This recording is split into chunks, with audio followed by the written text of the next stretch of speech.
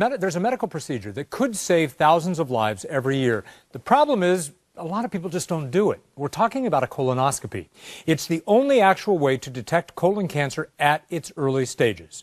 Colon cancer is the second leading cause of cancer-related deaths in the U.S. It kills more than 50,000 people every year.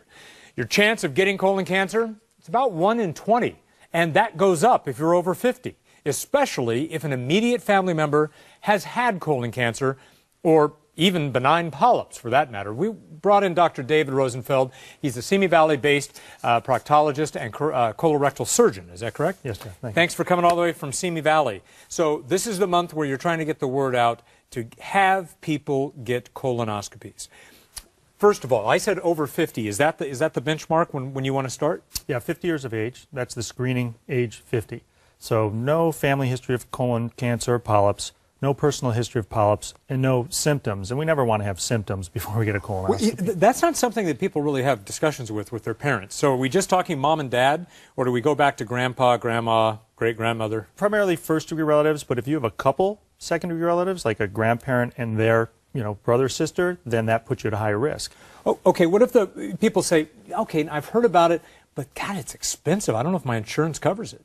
Sure, that's an excellent question. I think that may be why people don't have it done. But anyone in the age of 50 who needs a screening colonoscopy, it is covered by insurance. It is, okay. Yep, patients younger than 50 that have symptoms of bleeding. I see a lot of people who come in and they have blood in the bowl or on the paper. That's also a symptom, a sign that there could be a polyp or something else, and we need to investigate. Insurance covers that as well. The other fear is the stories they hear. Yes. They're going to do what to me? Yeah, that is. Is it a painful procedure? No. At least in my experience, and I've well, had you're it the done. one giving it. I'm the one doing it, but I also had it done. Yeah. I had an anesthesiologist, so they put me to sleep. I was very comfortable. You don't have a breathing tube. You're breathing on your own. Your heart's beating regular. And then the doctor doing the procedure is doing your colonoscopy, and the doctor watching the rest of the anesthesia part is doing their job, and they do them separately. So I always have an anesthesiologist, so my patients are completely comfortable. So it doesn't hurt.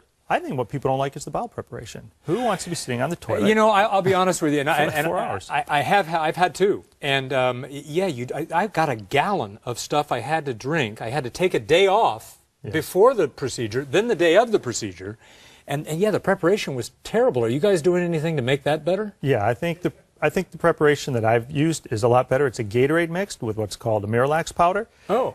It's 6 glasses the night before. Then, unfortunately, you have to get up 6.5 hours before your exam. For the second part, you drink 4 more glasses. So it's only 10 glasses. Much easier to do. Tastes like Gatorade. You have patients take the yellow Gatorade because it's clearer, see-through, and they're completely clean. As long as they do both, it's not so bad. It doesn't taste as bad. It's much easier to get through. So the preparation is not nearly as bad. It's not eating also all day. Liquids only, as you know. You get hungry and you're drinking Gatorade or you're taking, chicken broth. That's kind of annoying, I'd say. Doctor, when we worry about colorectal health, and it is, let me ask you this first before I get into diet. Why is it that colorectal cancer is so deadly? We don't hear about it being treated in the same way we hear about breast cancer being treated or prostate cancer. Well, March being Colorectal Cancer Awareness Month, we're trying to get more and more people to do the colonoscopy. The reason it's deadly is because cancer, you don't wake up tomorrow and have cancer. It starts as a small polyp, which is a growth in the colon. And if we can remove those, studies have shown we can decrease the risk of death by 53%.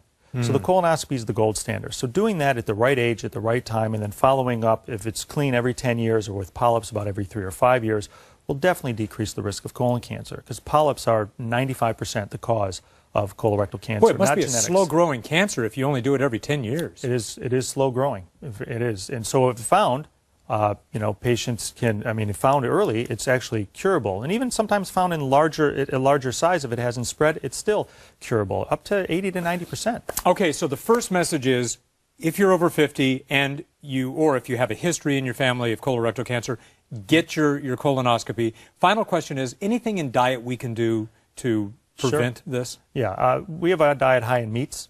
There's saturated fats, which are very bad for the body.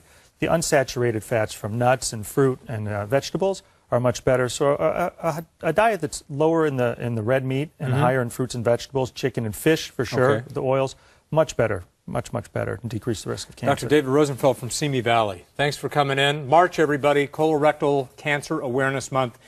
Get your appointment. Christine.